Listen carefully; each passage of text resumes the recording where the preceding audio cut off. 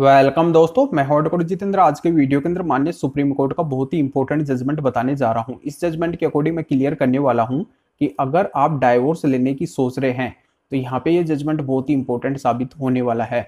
इस जजमेंट को यूज करके आप इजिली डाइवोर्स ले सकते हैं। तो क्या क्या बातें इस जजमेंट के अंदर कही गई है, पूरी जानकारी आपके समझ में आ जाएगी। बिल्कुल अंत तक आपको ये वीडियो देखना है। उससे पहले बता दूं, इस चैनल को सब्सक्राइब नहीं किया है तो सब्सक्राइब भी कीजिए, बेल आइकन दबाइए, वीडियो को लाइक करके शेयर कर दीजिए। मेरे से अगर बात करना चाहते हैं, कोई भी लीगल प्रॉब्लम है तो वीडियो को डिस्क्रिप्शन में नंबर दिए गए हैं, स्क्रीन के ऊपर मेरे नंबर शो हो रहे हैं। अपॉइंटमेंट बुक करवा के डायरेक्ट कॉल के ऊपर मेरे से बात कर सकते हैं, अपनी लीगल प्रॉब्लम का सॉल्यूशन पा सकते हैं। तो चलिए शुरू करते हैं।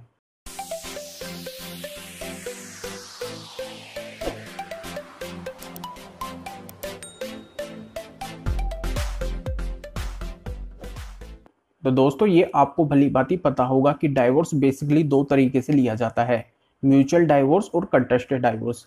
तो म्यूचुअल डाइवोर्स में तो कोई दिक्कत ही नहीं आती है। जब दोनों पार्टी एग्री है, दोनों की सहमति बन चुकी है, तो ईजिली आपको कम समय में डाइवोर्स मिल जाता है।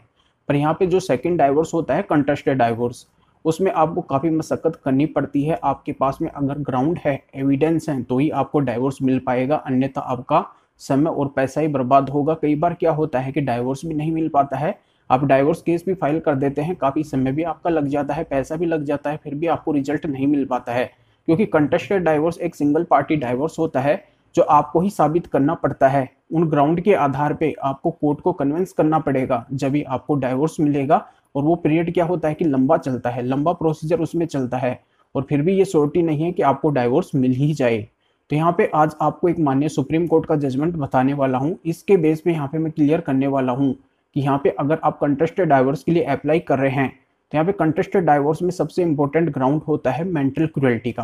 यानी कि मेंटल क्रुएल्टी हस्बैंड के साथ में हमेशा होती रहती है, किसी भी जरिए से मेंटल क्रुएल्टी हो सकती है।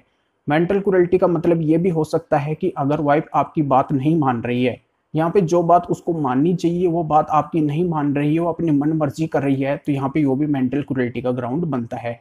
या फिर वाइफ बिना वजह छोड़ के गई है, आप काफ़ी प्रयत्न कर रहे हैं उसको लाने का, और फिर भी वो आपके साथ में अभद्र व्यवहार कर रही है, फ़ोन के ऊपर आपको गाली गलौज निकालती है, धमकी दिलवाती है, या फिर परेशान करने का उसका मकसद होता है, तो ये भी एक मेंटल क्रुएल्टी का ग्राउंड होता है। या फिर आप किसी कारणवश बीमार हो गए हैं, उस कंडीशन में आपको उसकी आवश्यकता है कि वो आपकी सेवा पानी करे, आपको टाइम टू टाइम मेडिसिन दे, आपका ख्याल रखे। यहाँ पे जो पत्नी का एक परम कर्तव्य होता है पति के प्रति, तो उन कर्तव्यों को वो निर्वहन ना करे और यहाँ पे आपके पास में ना आए। आप बीमारी कंडीशन में हैं, फिर भी वो आपकी देखभाल ना करे, आपके बारे में ना पूछे, आपको इग्नोर करे, तो यहाँ पे ये भी एक पति के साथ में मेंटल क्रुएल्टी होती है। या फिर पति कहीं पे जॉब करता है, वहाँ पे उसकी इज्जत के साथ में खिलवाड़ करने की कोशिश करे। खिलवाड़ से मतलब पति की इमेज डाउन करने की कोशिश करे, बिना वजह पति के ऊपर एलिगेशन लगाए, झूठे एलिगेशन लगाए, या फिर पति को गाली गलौज निकाले, अभद्र व्यवहार करे। पति के एम्प्लॉय वगैरह हैं, या फिर पति जहाँ पे जॉब करता है वहाँ पे कई लोग होते हैं, उनके साथ में पति की मानहानि वगैरह करे, तो यहाँ पे पति के साथ में मेंटल क्रुएल्टी होती है। या फिर पति के जो रिलेटिव है उनके साथ में अभद्र व्यवहार करती है। रिलेटिव से मतलब उसके फादर है, मदर है, या फिर ब्रदर है, या फिर सिस्टर है, या फिर अन्य कोई रिलेटिव है, उनके साथ में अगर वो अभद्र व्यवहार करती है, तो ये भी पति के साथ में मेंटल क्रुएल्टी की कैटेगरी में आता है। तो यहाँ पे मेंटल क्रुएल्टी पति के साथ में कहीं ना कहीं तो होती ही है। अगर पति के पास में मेंटल क्रुएल्टी का ग्राउंड है, यानी कि मेंटल क्रुएल्टी अगर वो कोर्ट के अंदर कन्विंस कर देता है, कोर्ट में साबित कर देता है, ऐसे पति के पास में अगर एविडेंस हो जाते हैं, तो बिल्कुल वो मेंटल क्रुएल्टी को ग्राउंड बना के और इजीली डाइवोर्स ले सकता है। तो यहाँ पे माननीय सुप्रीम कोर्ट का एक जजमेंट है, समर घोष वर्सेस जया घोष के नाम से है। तो यहाँ पे इस जजमेंट में भी यही बातें कही गई है कि अगर पति के साथ में मेंटल क्रुएल्टी होती है, तो यहाँ पे उसको इजीली डाइवोर्स मिलेगा। यहाँ पे मेंटल क्रुएल्टी किसी भी जरिए से हो सकती है। तो इस वीडियो के डिस्क्रिप्शन में इसकी पूरी डिटेल दी गई है, पूरा PDF दिया गया है, वहाँ से आप इसको अच्छी तरह से रीड करके और अपने केस में इस जजमेंट को यूज कर सकते हैं। अगर आप डाइवोर्स ले रहे हैं, कंटेस्टेड डाइवोर्स ले रहे हैं, तो इस जजमेंट का आप हवाला दे सकते हैं कि मेंटल क्रुएल्टी के आधार पे भी डाइवोर्स मिलता है, तो आपको इजीली डाइवोर्स मिल जाएगा।